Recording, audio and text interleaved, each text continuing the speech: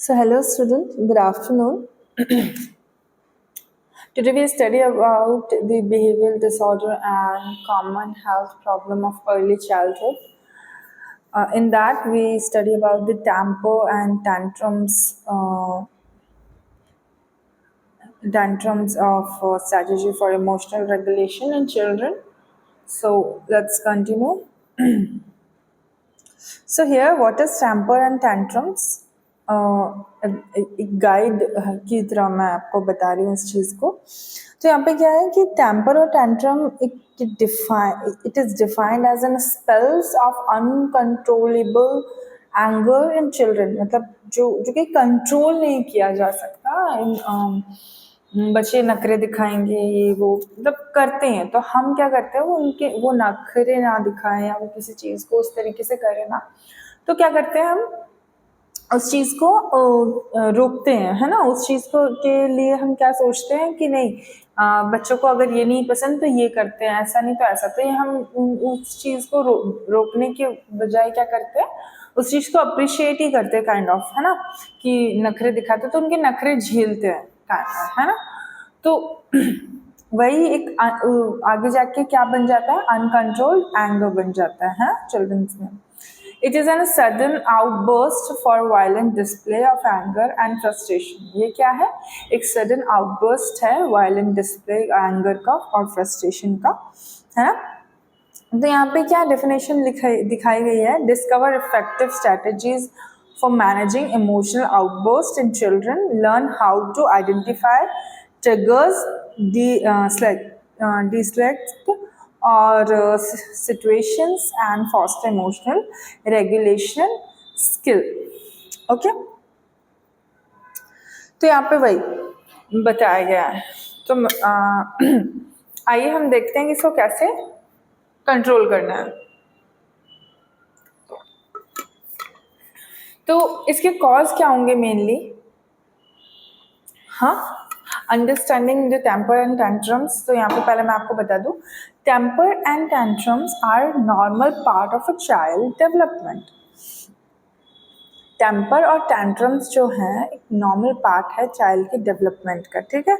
Often occurring when a child's emotional need are not met. ये कब है normal, जो ये जो चाइल्ड का जो डेवलपमेंट हो रहा है जब इमोशनल नीड्स उसकी फुलफिल नहीं होती है तो उस जगह पे वो टेम्पर एंड टेंट्रम शो करता है. सो यहाँ पे क्या है, recognise the common cause of and learn to respond with empathy and patience. तो यहाँ पे क्या है, उसकी क्या कॉमन कॉज होंगे, किस वजह से वो ऐसा कर रहा है. तो उस टाइम पे उनको क्या शो करना है हमें, है ना, एम्पैथी शो करना है और पेशेंस शो करना है, ठीक है. फिर आता है यहाँ पे cause of temper and tantrums. तो कॉजेज क्या होंगे टेम्पर और टेंट्रम्स के, occur in children with maladjustment. तो टेम्पर और टेंट्रम्स में क्या होता है, चिल्ड्रन क्या होते हैं यहाँ पे माल एडजस्टमेंट करते हैं, ठीक है. उसके बाद आता है when child can not integrate with the internal feeling and demand of reality. यहाँ पे क्या हो रहा है कि जब चिल्ड्रन के क्या है वहाँ पे फीलिंग्स और डिमांड और रियलिटी से मैच नहीं कर रहे हैं, तब जब ये भी बड़ा कॉज हो सकता है. फिर when the child does not express their autonomy, they become frustrated and angry and show temper and tantrum. जब चाइल्ड है वो ना एक्सप्रेस नहीं कर पाता है अपने autonomy को, so they become frustrated and anger to show the tantrums. Okay. Then incident, what are the incidents? So it is the more common in boys. It is more common during 18 months to 3 years of life. Okay, it's reached its peak point during second and third years of life gradually. Okay, subsides in between 3 to 6 years as the child learn to control the negativism. Okay, so यहाँ पे incident क्या है, ये ज़्यादातर boys में देखने को मिलता है. कॉमन एज है यहाँ पे 18 से 3 साल तक के बच्चों को.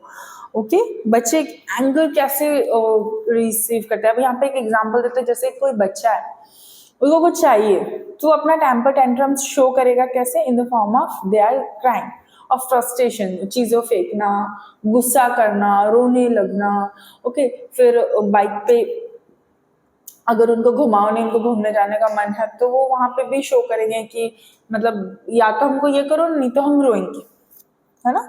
So they are doing this kind of stuff. Okay, so it reached its peak point during second and third year of life and gradually subsides in between 3 to 6 years as the child learn to control the negativism. Okay, तो यहाँ पे जो 3 से फिर 6 साल तक के बच्चे अब फिर अपना नेगेटिविज्म जो है वो कंट्रोल करने लगते हैं। Next is clinical manifestation. Clinical manifestation में क्या आता है यहाँ पे, children shows frustration and become angry. Children क्या यहाँ पे शो कर रहे हैं, फ्रस्ट्रेशन शो कर रहे हैं, है ना।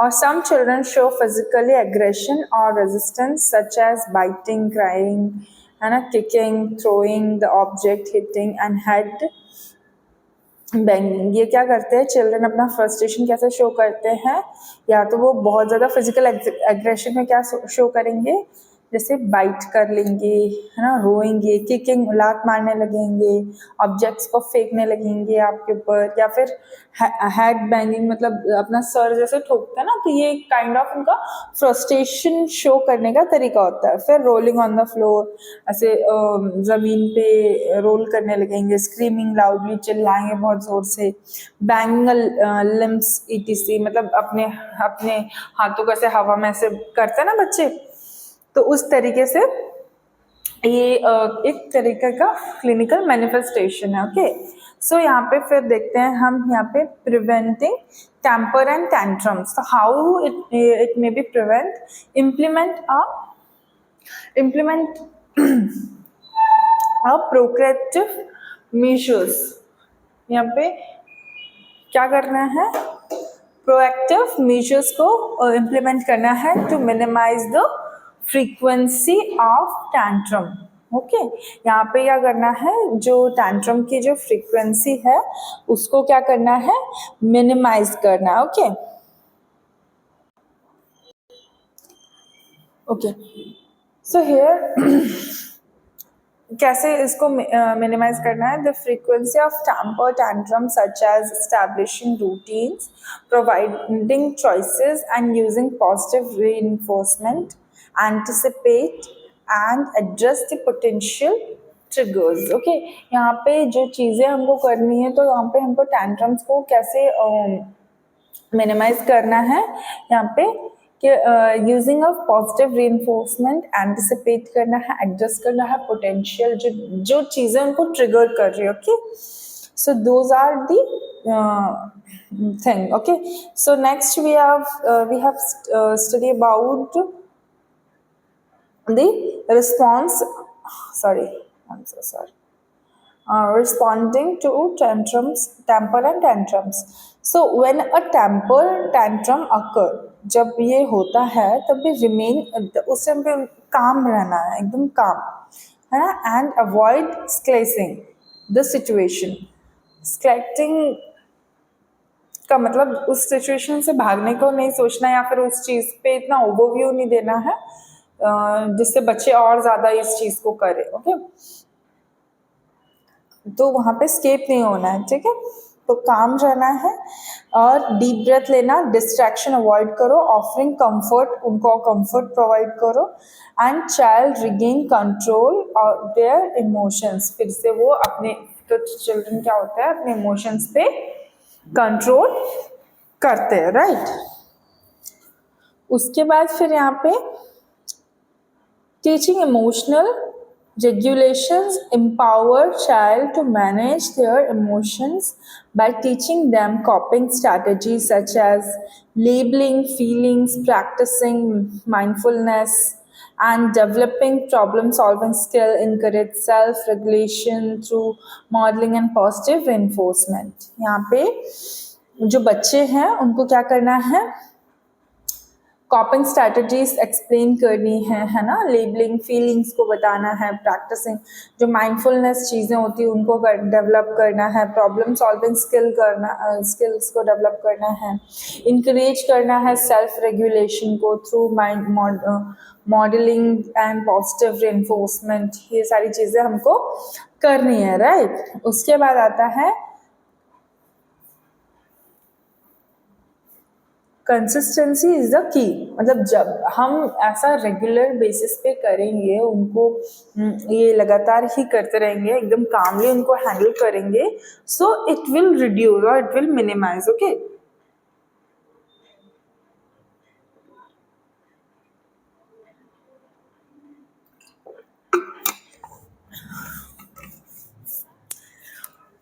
So, maintain a consistent approach when addressing temper and tantrum. Establish clear expectation, follow through with consequences, and provide support and encouragement for positive behavior. Consistency help children learn to self-regulate. Okay, यहाँ पे maintain करना है consistent approach को, और address करना है जो उनके टेम्पर और टैंट्रम्स हैं, है ना, एक क्लियर एक्सपेक्टेशन रखवाओ उनसे, और है ना उनके जो उसकी जो कॉन्सिक्वेंसेस हैं, है ना, उसको आपको समझना है, ठीक है। सपोर्ट प्रोवाइड करना है, उनको इनकरेज करना है, पॉजिटिव एटीट्यूड और पॉजिटिव बिहेवियर शो करना है, और इस चीज़ का कंसिस्टेंसी रखना है। जब जब भी वो इस तरीके का बिहेवियर शो करते हैं तो वो खुद से ही सुधरने का सोचेंगे, सेल्फ रेगुलेट करेंगे, okay. So next, empowering parents and care givers. तो यहाँ पे क्या क्या केयर गिवर्स है, वहाँ पे equip parents and care giver with the tool and knowledge to effectively manage the temper and tantrums, offer training, resources and support to build their confidence and skill in emotional regulation, okay।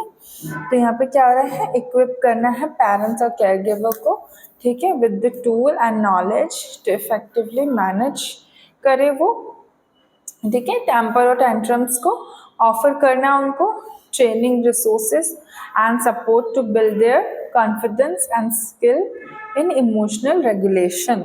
जैसे भी emotional regulation होगा तो वो उस तरीके से इसको manage करना है, right. Next is addressing underlining cause. इसमें क्या क्या अंडरलाइनिंग कॉजेज होंगे वो देखना है। तो यहाँ पे टेम्पर टेंट्रम्स में sometime be a symptom of underlining issue. जैसे टेम्पर टेंट्रम है, ये इसको कभी कभी कैसे सिम्टम्स शो करते हैं, कुछ इश्यूज शो करते हैं, जैसे डेवलपमेंट डिलेज, सेंसरी प्रोसेसिंग है ना, डिफिकल्टीज शो करते हैं, मेंटल हेल्थ के कंसर्न, जो भी मतलब, क्योंकि बच्चा अगर ज़्यादा कंटिन्यूस मैनर में बिना बात के भी अगर चढ़ रहा तो ये उनकी मेंटल कंडीशन को भी शो करता है, राइट, कि अब उनके दिमाग में क्या चल रहा है, वो किस चीज़ से सफ़र कर रहे हैं, kind of those things, okay. So health concern बहुत ज़रूरी होता है, seek professional guidance to address the root cause, मतलब उसकी जड़ क्या है, क्या एग्जैक्ट कॉज हो सकता है, क्या हो रहा है, क्या चीज़ें हो सकती है, सारा कुछ, है ना। तो ये सारा कुछ उसमें देखना पड़ता है।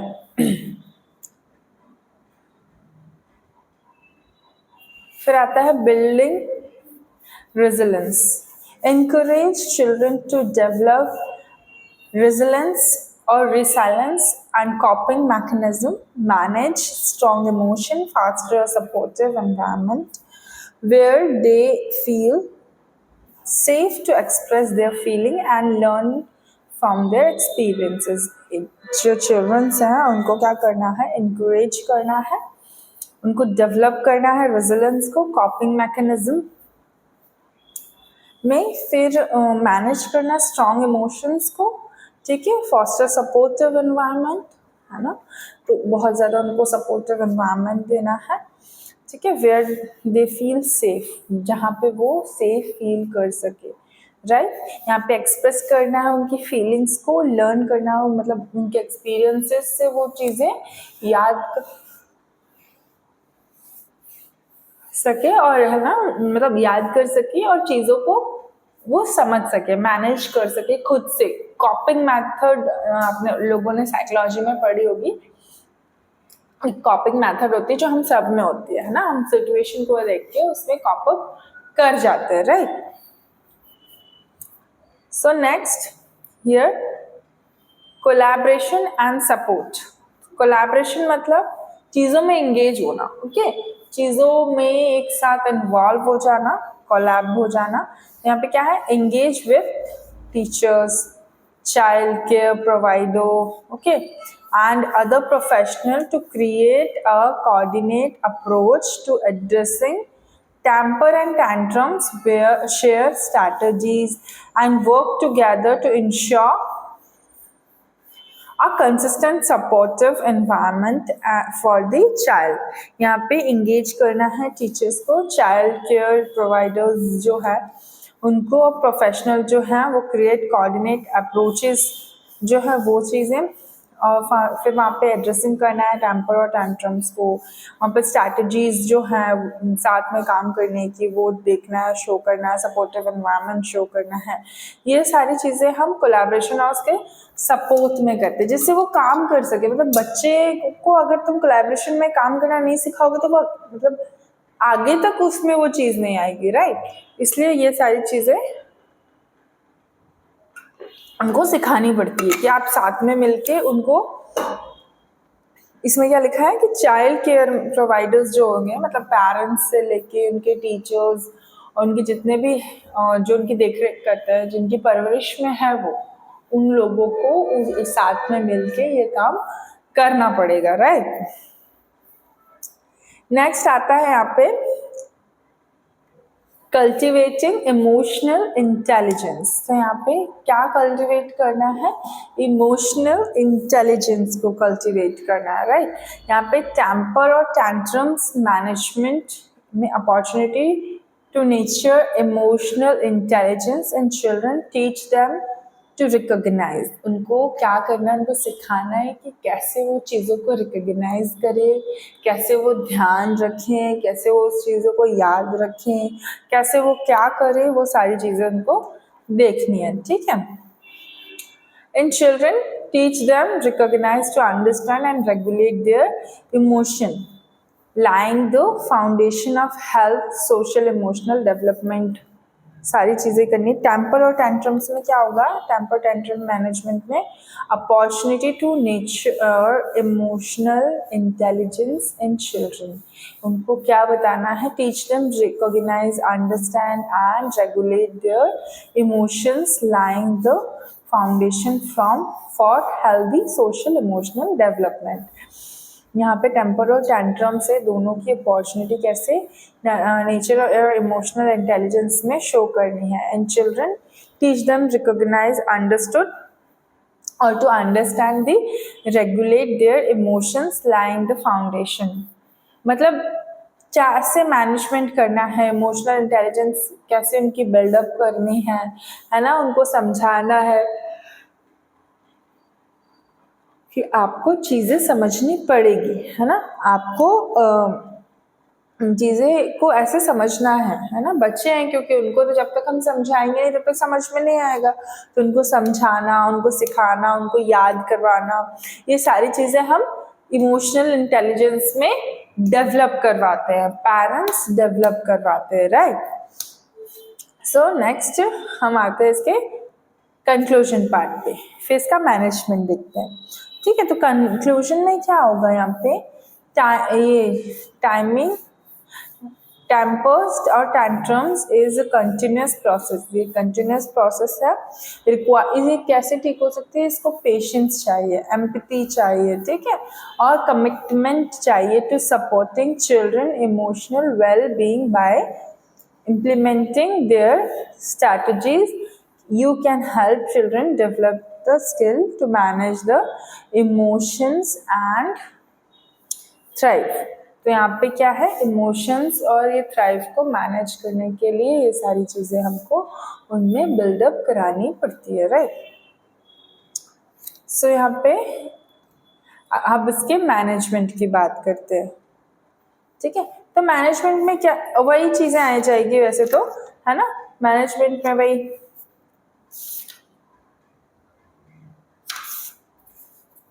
मैनेजमेंट में क्या आ जाएगा, at the time of attack the child should be protected from injury. जब अटैक के टाइम पे उनको, मतलब अटैक के टाइम जब तो उनको, जैसे वो हाथ पैर चला रहे तो देखना है कि उनको इंजरी तो ना हो, तो वो हिमसेल्फ मतलब वो खुद से समझे कि भाई अगर मेरे ऐसे करने पे मुझे खुद भी लग सकती है तो मैं ऐसा ना करूँ। Okay, deviate the children attention from immediate cause and changing the environment can reduce the temper and tantrums.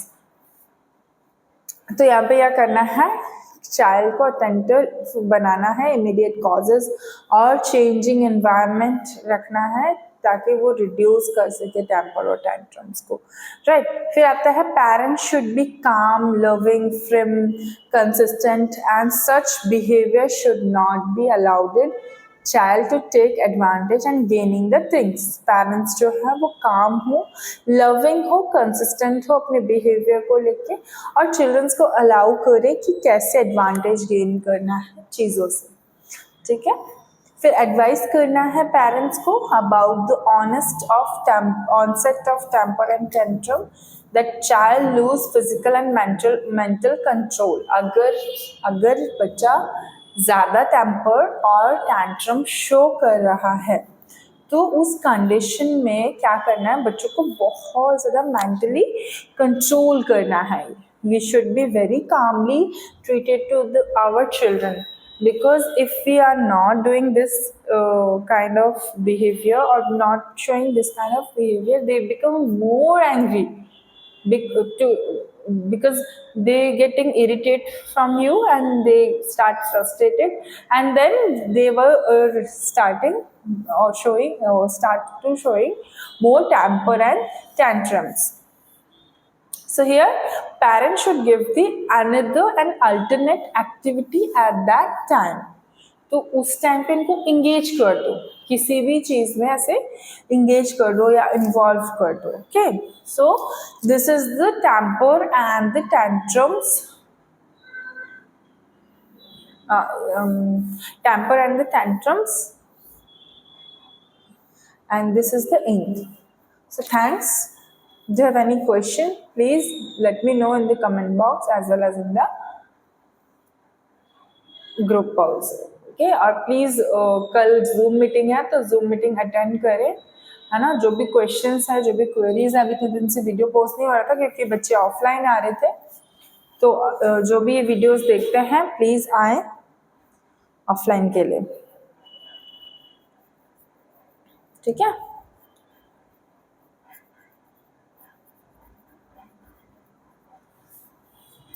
Okay, thank you class, thank you.